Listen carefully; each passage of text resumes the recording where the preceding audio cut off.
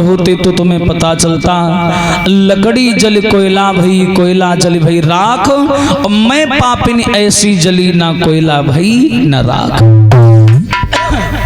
आज भैया कन्हैया ने समझाया कि देखो राधा हमारी बात पर विश्वास करो, मैं हमेशा के लिए थोड़ी ना जा रहा हूँ, आज जा रहे हैं, कल वहाँ यज्ञ देखेंगे और परसों आराम से आ जाएंगे। एक गोपी आगे बढ़ी, बोली बहन हमने तुम्हें पहले ही कहा था ये करिया कबहू अपने नाई होते हैं, तब तो तुम मरी जा रही रहो। हाँ करियावा कबहू कोई भवा है, सगी महतारी बगल में खड़ी है, उसके लिए दर्द में है नहीं दिल में दर्द, और तुम मरी जा रही हो। माँ सामने खड़ी मैया को रोता छोड़ करके जा रहा है, और तुमको लगता है कि ये हमारा साथ देगा, हमें चाहेगा। किसी का है नहीं ये कान्हा, अरे इसे जाने दो राधा। राधा बोली जब प्रेम हो जाता है, दिल के बाजार में दौलत नहीं देखी जाती, और प्रेम हो जाए तो सूरत नहीं देखी जाती। हमारा कन्हैया से वास्तविक मूल प्रेम है, और उस प्रेम में मैं भगवान के अलावा किसी और को देखना नहीं चाहती। आज कन्हैया ने रथ को बढ़ा दिया, राधा को समझाया, और जब तक राधा को वो रथ दिखता रहा, राधा वो रथ देखती रही। जब रथ दिखना बंद हो गया तो रथ की उड़ती हुई धूल देखती रही, और जब वो धूल दिखना बंद हो गई तो राधा बेहोश होकर के जमीन पर गिर पड़ी, और राधा के मुंह से एक शब्द निकला, क्या? अरे अब रथु कढ़ी गो कन्हैया को पूरी, अब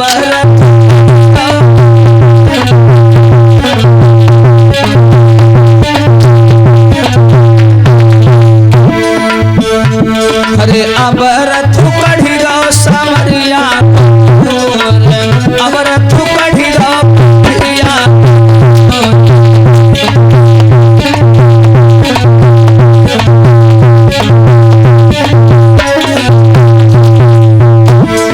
सुनो मेरी बात, सोची थी मैंने प्रेम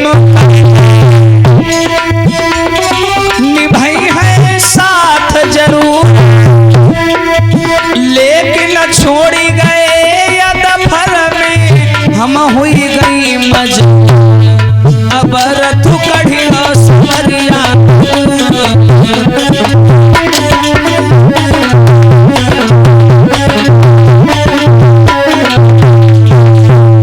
जवाब दिया बहनों अब तो वो छलिया हम लोगों को छल के चला।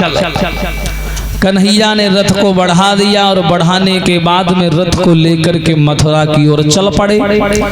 और जैसे ही भैया मथुरा नगरी में आए, मथुरा नगरी में कदम रखा, महामंत्री अक्रूर भी हैं साथ में।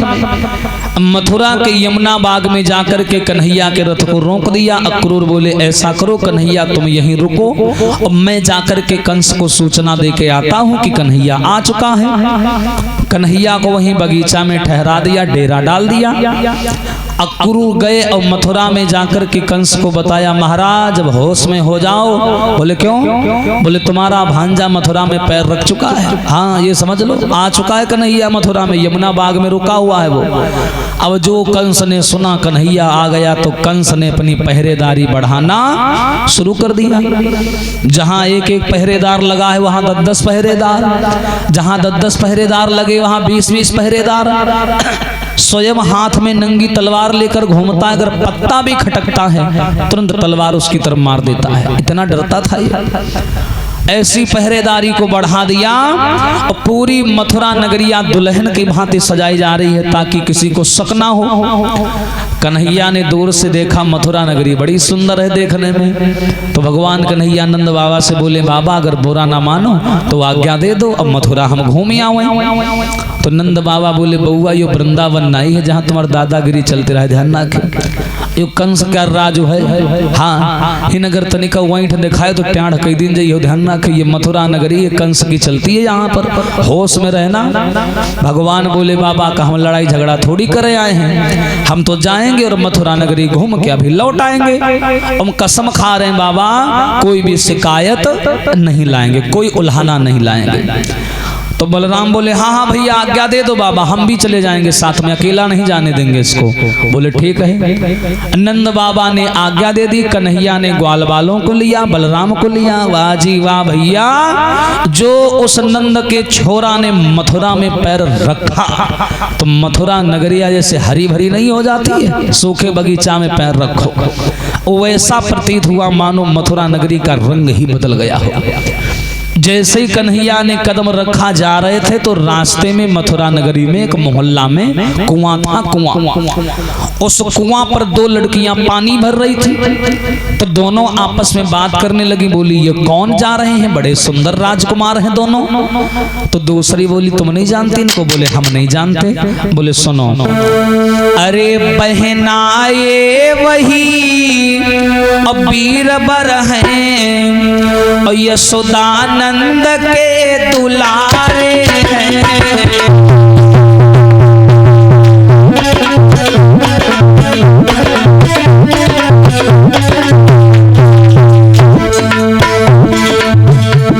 और कमली वाले मोहन हैं और दाऊ पीतांबर वाले हैं।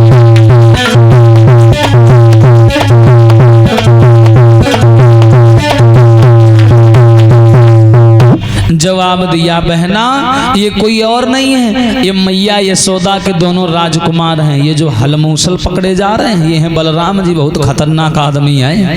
हाँ, और जो पीछे पीछे जा रहा है, हाँ ये सांवले रंग का, ये बहुत छलिया है। हाँ, जो काली कमली डाले ये है भगवान कन्हैया। तो वह कहे लगी सब लोग हैं का करे आए हैं? बोले ही नहीं है ना बहन, देखो पिक्चर बनी 2 घंटा बाद। हाँ देखो ढेसम ढेसम होती है। हाँ ये आए हैं दोनों यह के मारे। अब हैं देखो मथुरा में कैसे तेरही मनाई जाती है, लाइन तेरे रुक जाओ तने के दिन, वो यह के मारे आए हैं दोनों।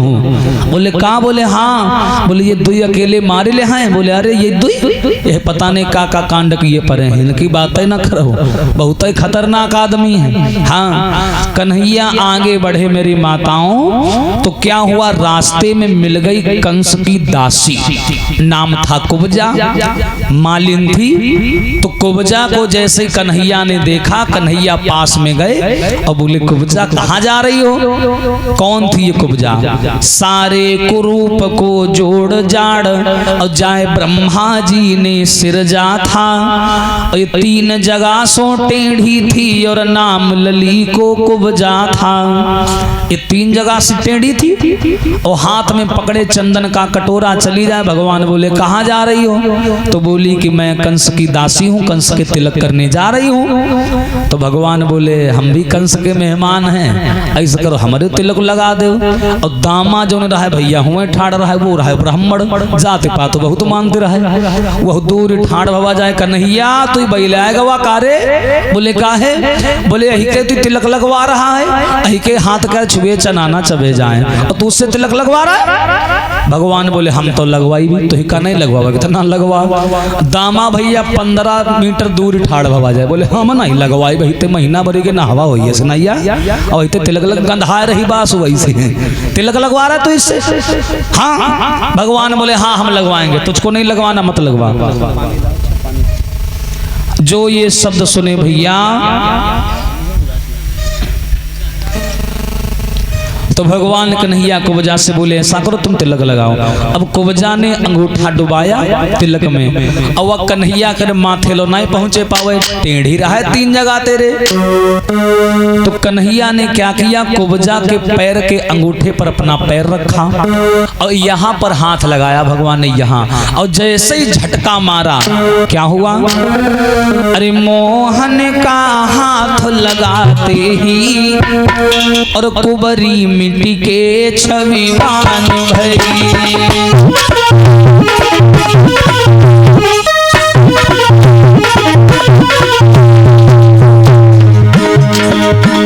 मोहन का हाथ लगाते और कुबड़ी मिट्टी के छविवान और फट गया ये कायक परदासा, ओ दासी देवी समान भई।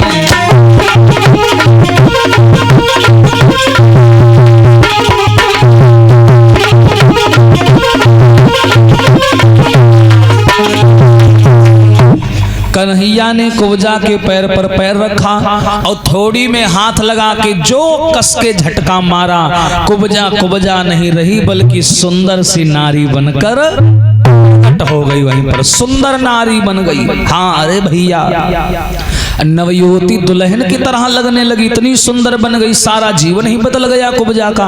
और जो दामा ने दूर से देखा, लगड़ाते भवा तीर आवा, कहते हैं हमारे तिलक लगवा दे। हाँ भगवान बोले क्यों रे, अब है जब वह कुब्जा रहा है तब तो कहा रहे कि हाथ तक छुए चना नहीं चबे जाई है, अब कहाँ गवा वो सब। बोला नहीं वो दूसरी बात थी, अब दूसरी बात है। हाँ हमें बात करने दो। और गवा ये इसका स्वभाव था थोड़ा हंसौड़ा टाइप का, ये हंसी मजाक बहुत करता था। ये गया और कुब्जा का हाथ पकड़ा और कोने में ले गवा, का कन्हैया तुम दूर रहो, हमते बात ना करो, हम इतने बात करी। गया और कुब्जा को देख करके पागल हो गया, इतनी सुंदर बन गई कुब्जा, सुंदर सी नारी बन गई 18-19 साल की कन्या। तो ये गया और कुब्जा का हाथ पकड़ के बोला, दामा बोला कुब्जा सही सही बताओ, झूठी ना बोले। बोले का, बोले बताओ तुम्हारा ब्याह होएगा कि नहीं होएगा।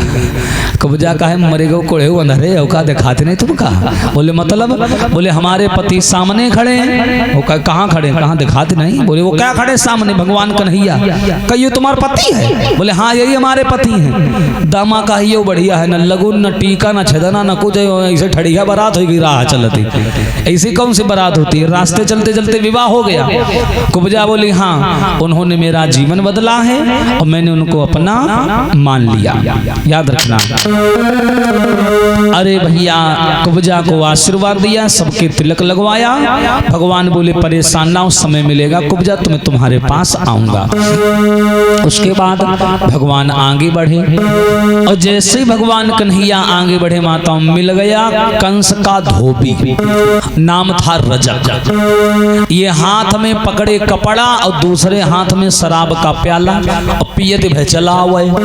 और पूरे गली में यहाँ अकेले बने, अकेले वैसी ठोकर ला गए, वैसी चला जाए, वैसी ला गए, इसी चला हुआ, नाचते हालत डॉलत चला जाए, पिए शराब। कन्हैया गए और धोबी के आगे खड़े हो गए। धोबी भैया कौन, अरे हम कंस के मेहमान हैं। तो का करी खोपड़ी बैठा ली का, नहीं खोपड़ी मत बैठा लो।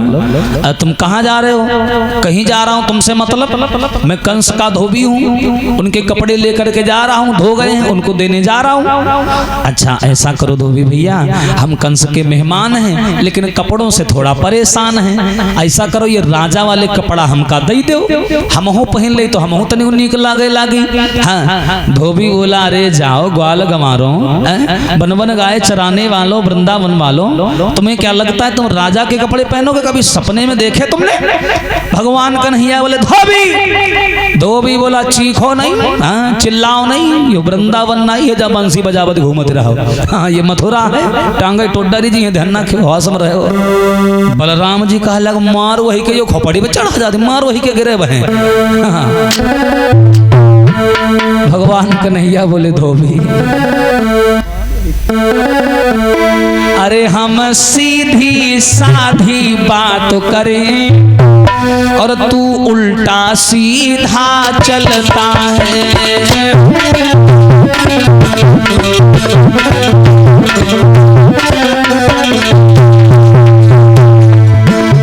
हम सीधी साधी बात तू उल्टा सीधा चलता है और मेरे इन मीठे बचनों पर नालायक जहर उगलता है।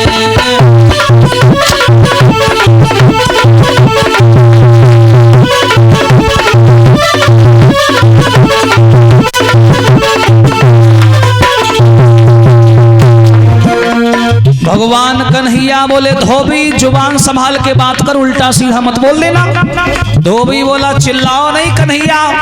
अरे ग्वाल गंवारों, बन बन गाय चराने वालों, झोपड़ी में रहने वालों, तुम यहाँ मथुरा में दादागिरी दिखा रहे हो। दामा लेके लाठी दौड़ पड़ा, बोले कन्हैया यहू खोपड़ी पर चढ़ पकड़ वही का झोरी दी पकड़ का। भगवान बोले शांत रहो, हम बात कर रहे हैं। धोबी ने क्या किया, कन्हैया की जाति को लेकर के गाली दे दी। बस वही गड़बड़ हो गया मामला। धोबी बोला सुनो कन्हैया, गाली दे दी उसने कन्हैया को। क्या? ओ झोपड़ियों के रहने मथुरा में सभी यही नहीं, और यहाँ शान न तेरी चली पाएगी, नंद बाबा की जागीर नहीं।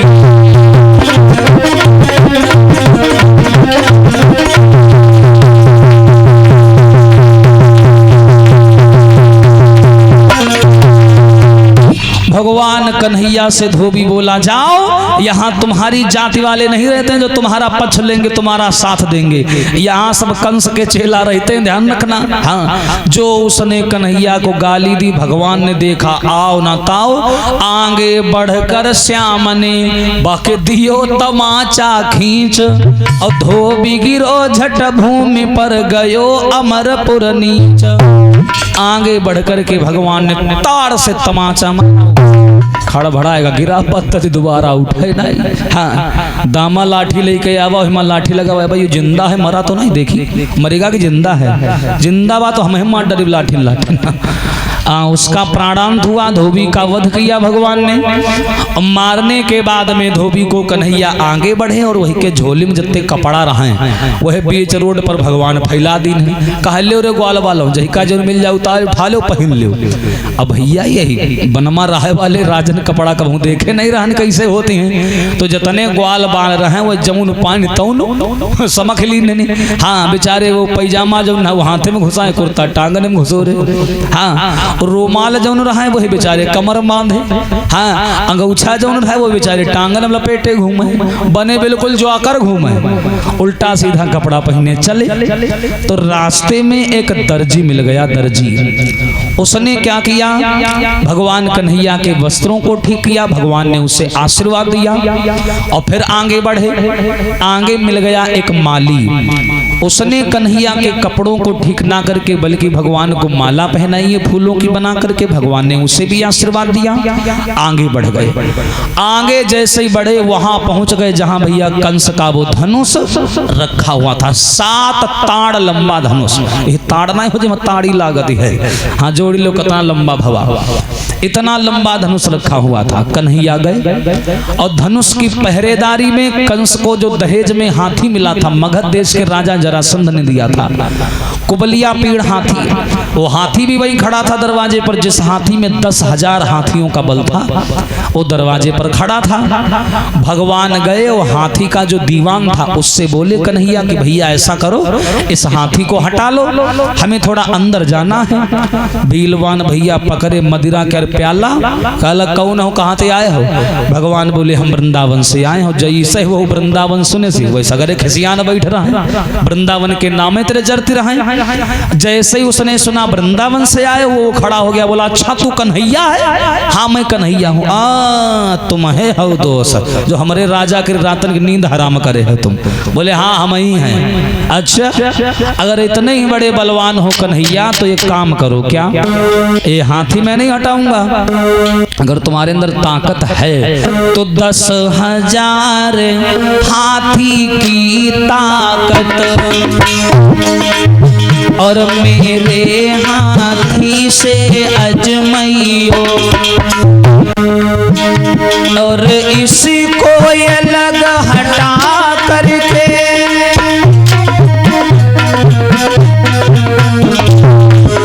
अरे इसको ये लग हटा करके फिर चाहे जहाँ चले जाइयो 10,000 हाथी।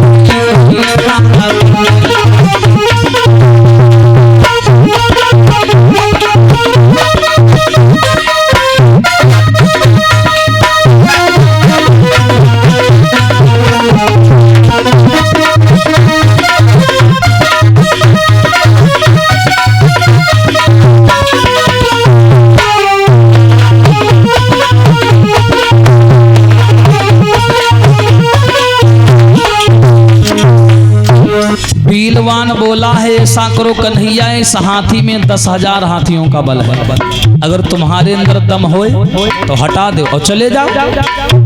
जो कन्हैया ने सुनी, कन्हैया बोले अरे भैया हियन तो सगरे है उल्टा सीधा बोल रहे हैं, कोई ढंग से बात ही नहीं कह रहा। हमको लगता है कि मामा कंस ने इनको सबको हमारे खिलाफ तैयार करके रखा है, या कहूँ शुद्ध नहीं बोल रहे। बलराम जी बोले कन्हैया इस करो हमका लाग इनका सबक सिखावे परी। उतारे कपड़ा और कपड़ा उतार करके लंगोटा कसा कन्हैया ने, बलराम ने बोले आओ रे तुमका मथुरा वाले दिखाई ही नहीं हम। लंगोटा कसा और भगवान का बोले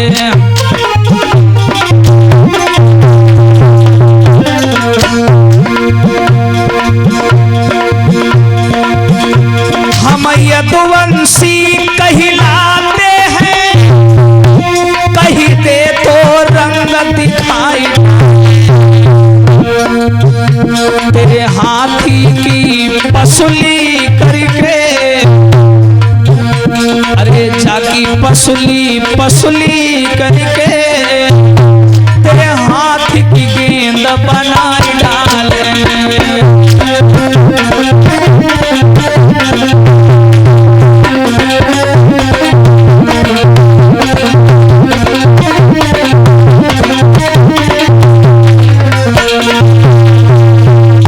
भगवान कन्हैया बोले चल भेज, देखता हूं तेरे हाथी में कितनी ताकत है। तो तब से चिल्ला रहा है हाथी हाथी चल भेज।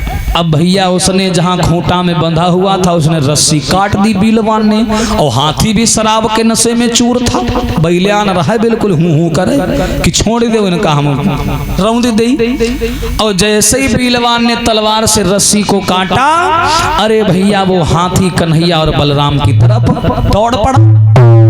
जतने ग्वाल बाढ़ रहे सगरे कोने में ठाड़ गए, बोले भैया कोने में रहो नहीं आई कि सोड़ कहूँ लाग गई, तो 40 क्वास दूरी करी हो जाए टमाटर ऐसे।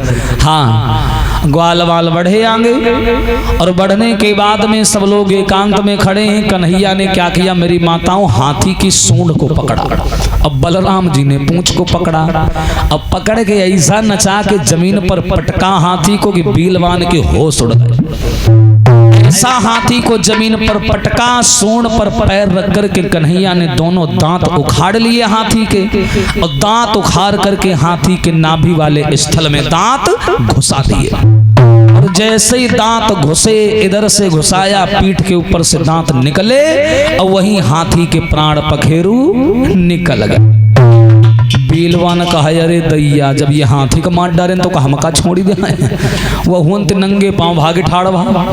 कन्हैया अंदर घुस गए। लंगोटा नहीं, भगवान बोले वो कपड़े नहीं उतारेंगे जब तक हम मामा का मान नहीं डारी भी हम आजो, तब तक ये मिट्टी नहीं साफ करेंगे शरीर की।